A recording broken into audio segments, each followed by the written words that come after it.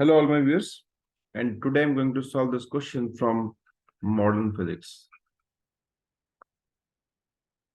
तो ये क्वेश्चन काफी अच्छा है, सॉल्व करते हैं इसको और देखते हैं कितनी आसानी से इसको हम कर सकते हैं. Consider an excited hydrogen atom in state n moving with velocity v that is less than c. It emits a photon in the direction of its motion and changes its state to a lower state m. तो उसने एक photon emit किया और अपनी state बदल ली, m state पे आ गया. Find the frequency of the emitted radiation in terms of f naught emitted if the atom were at rest. जब एटम रेस्ट पे था तो उसने फ्रीक्वेंसी एमिट करी f naught, लेकिन इस केस में मूविंग है तो कितनी फ्रीक्वेंसी एमिट कर रहा होगा. तो कुल मिला के एक एटम है जो कि अपने एन स्टेट में मूव कर रहा है स्पीड v से, और उसने एक एमिट किया photon,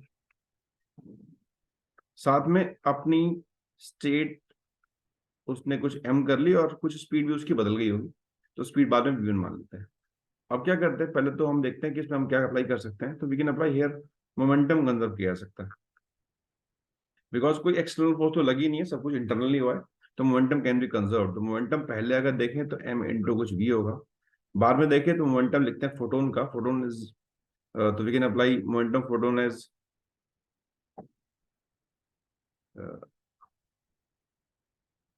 h by lambda, and this is lambda is speed upon frequency, तो h f by c plus momentum उस हाइड्रोजन एटम का, that is m into v1. तो मोमेंटम जो आएगा, वेलोसिटी जो आएगी बाद में एटम की, that is v minus H F by M C. तो हमने एक क्वेश्चन यहाँ से फाइंड कर ली. Now let's apply energy conservation. अब अप्लाई करते हैं. Now E initial must be equal to E final होना चाहिए. तो पहले एनर्जी देखें अगर, तो पहले हाइड्रोजन अपनी ग्राउंड एंड स्टेट में, तो उसके पास एक एनर्जी होगी -13.6 अपॉन एन स्क्वायर. साथ में वो मूव भी कर रहा है किसी काइनेटिक से, तो हाफ एम वी स्क्वायर. बाद में उसी एटम की स्टेट m हो गई, तो एम स्क्वायर. वेलोसिटी हमने मान ली half M V one square, ये लिख दी. और साथ में उसके साथ एक फोटोन भी निकला, तो उस फोटोन की भी कुछ एनर्जी होगी, that can be written as h into F. H mu लिख दिया हमने, फ्रिक्वेंसी कुछ है इसकी. This is 13.6 m square minus n square plus half m v square minus v one square equal to h into F. अब इस term को मैं यहाँ डेल्टा ई लिख लेता हूँ, plus half m v square minus v one का square कर देते हैं यहाँ से. This is equal to v square plus h square F square by m square c square minus 2 v h f by c equal to h f. Now जो ये वाली term है यहाँ पे, this term is very small because it is h square by m square c square. तो h अपने आप में ही -34 होता है, स्क्वायर करेंगे तो बहुत नेग्लिजिबल हो जाएगा. यहाँ पे c भी 10⁸ में, तब ये भी ऊपर जाएगा तो और छोटा हो जाएगा. हालांकि यह मास भी है, तब भी ये टर्म ओवरऑल काफी छोटी है, तो we can put it as zero, की जीरो को मान लिया जाए. Now delta E plus half m, और ये v स्क्वायर से v स्क्वायर भी कट गया, half m 2vhf by mc equal to hf.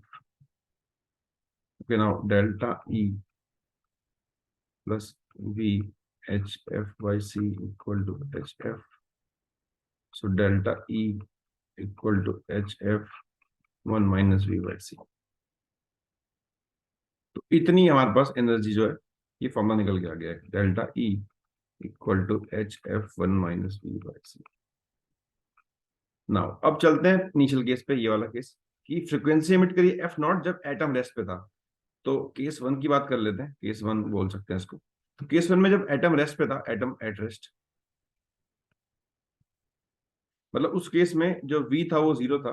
अगर मैं इस इक्वेशन से देखूं यहाँ पे, so delta E is equal to h into F आ जाएगा. एफ की वैल्यू रखिए हमको एफ नॉट के बराबर, और यहाँ v जीरो हो जाएगा, है ना. तो ये टर्म पूरी खत्म हो जाएगी बिकॉज ये टर्म ही जीरो हो गई.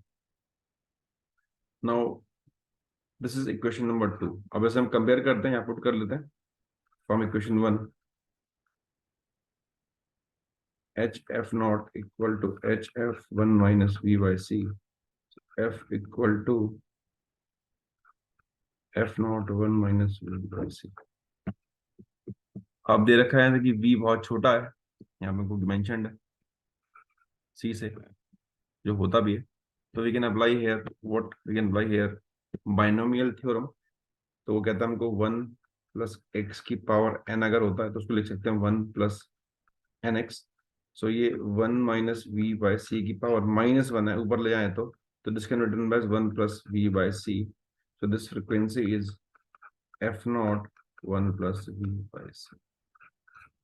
तो इस तरीके से क्वेश्चन किया जा सकता है। तो यहाँ पे फ्रीक्वेंसी अगर आप सोल्यूशन देखें डिफरेंट साइड्स पे, तो बहुत सारी साइड्सों पे इसका सोल्यूशन बिल्कुल गलत कर रखा है, लेकिन this is the general solution. Step wise किया, एनर्जी कंजर्व करी, मोमेंटम कंजर्व किया, तो प्योर एडवांस लेवल सवाल है। तो आई होप कि आप लोग क्लियर होगा। So please do like, subscribe and comment on the channel, and also check various playlist available on my channel, जिससे आप बहुत सारे क्वेश्चंस ट्राई कर सकते हैं, अच्छे क्वेश्चन देख सकते हैं और अपने नॉलेज को बूस्ट कर सकते हैं। Thanks for watching.